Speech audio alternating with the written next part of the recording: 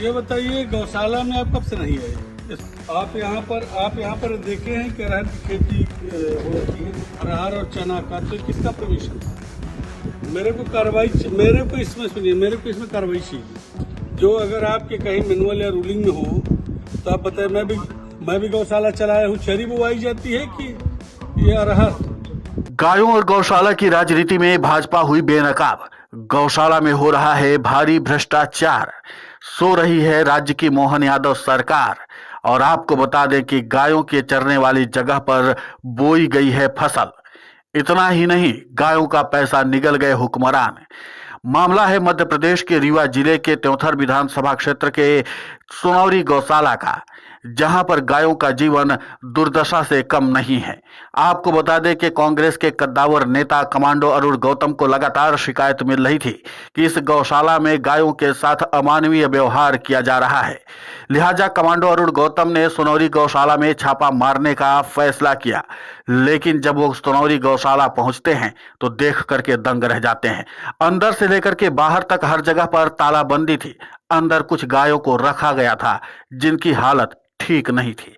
लिहाजा कमांडो अरुण गौतम ने गेट को पार करने का फैसला किया और जब अंदर दाखिल होते हैं तो जो मंजर उनको दिखाई देता है वो देख करके दंग रह जाते हैं।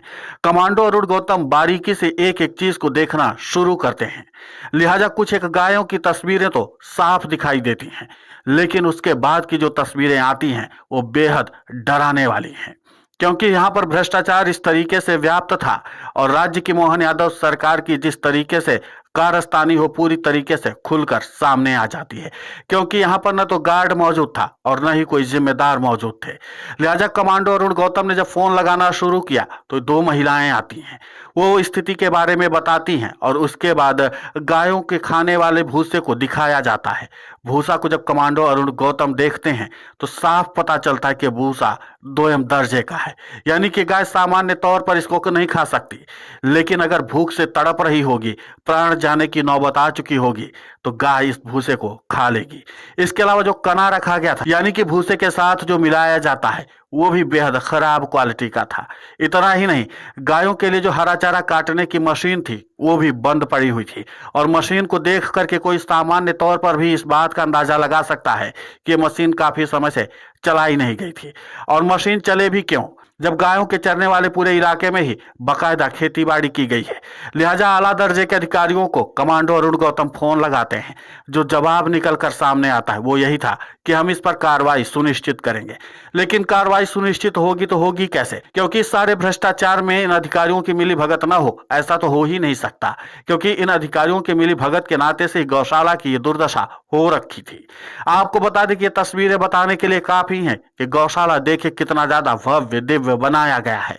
उम्मीद यही की जा रही थी कि गायों को यहाँ पर अच्छा जीवन मिलेगा, लेकिन गायों का जीवन तो यहाँ पर बद से बदतर है। कांग्रेस के कद्दावर नेता कमांडो अरुण गौतम ने तुरंत कहा इस मामले पर फौरन कार्रवाई की जाए और जो दोषी है उनके ऊपर सख्त से सख्त एक्शन लिया जाए। और अगर ऐसा नहीं किया जाता है तो आगे चल करके वो बड़ा आंदोलन भी कर देंगे। उन्होंने कहा कि जिस तरीके से अमूक पशुओं के साथ क्रूरता और बर्बरता की जा रही है वो नाकाबिले बर्दाश्त है। इतना हैवान भी तो हैवानियत नहीं करता जितना भगवान श्री कृष्ण के नाम पर अपना मोहन नाम रखने वाले राज्य के मुख्यमंत्री मोहन यादव कर रहे हैं। उन्होंने कहा कि एक मोहन था जो गायों को चारा भूसा देता था, दूसरा मोहन मध्य प्रदेश में पैदा हो गया है जो राज्य का मुखिया भी है और सारा सत्ता का मालिक भी है।